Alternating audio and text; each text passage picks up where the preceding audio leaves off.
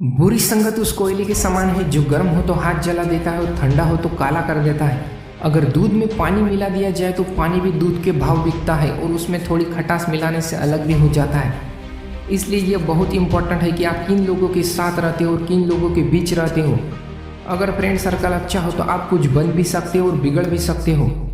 मैं जानता हूँ कि आप में ताकत बहुत है, लेकिन जो आपके आजू बाजू इर्द गिर्द लोग हैं उनकी वजह से आप नाकामयाब हो रहे हो। ये एक कड़वा झूठ है जो आपको सहना होगा आपके भले के लिए।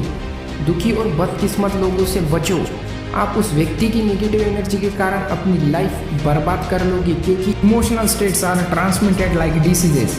हो सकता है कि आप किसी दुखी आदमी की मदद कर रहे हो, लेकिन ऐसा करके आप खुद की मुश्किल बढ़ा रहे हो, क्योंकि नेगेटिव लोगों को सिर्फ नेगेटिव लोग ही मिलेंगे और आप अगर उनसे दोस्ती करोगे तो आपके अंदर भी सारे नेगेटिव थॉट्स भर जाएंगे। इसलिए मैं आपको एक सजेशन दे रहा हूँ, खुश, मोटिवेट और पॉजिटिव रहने वालों से दोस्ती करो, उनकी झुंड का हिस्सा बनो।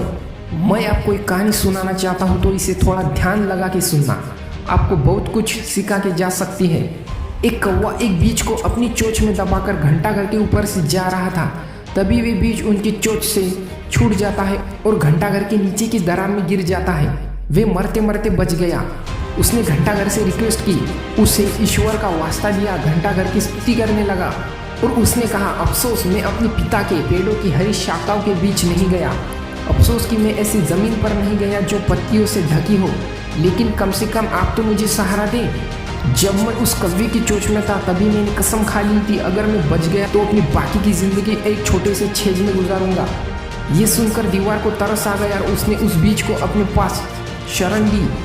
फिर कुछ ही समय में बीज से जड़ें निकलने लगी और बीज पत्थरों की दीवार को चीरने लगा और उन्हें दूर खींचने लगी। पेड़ की शाखा आसमान की तरफ बढ़ने लगी और कुछ ही समय में पेड़ उस घंटाघर से बड़ा हो गया और उसकी जड़ इतनी मोटी हो गई कि दीवार को गिराने लगी।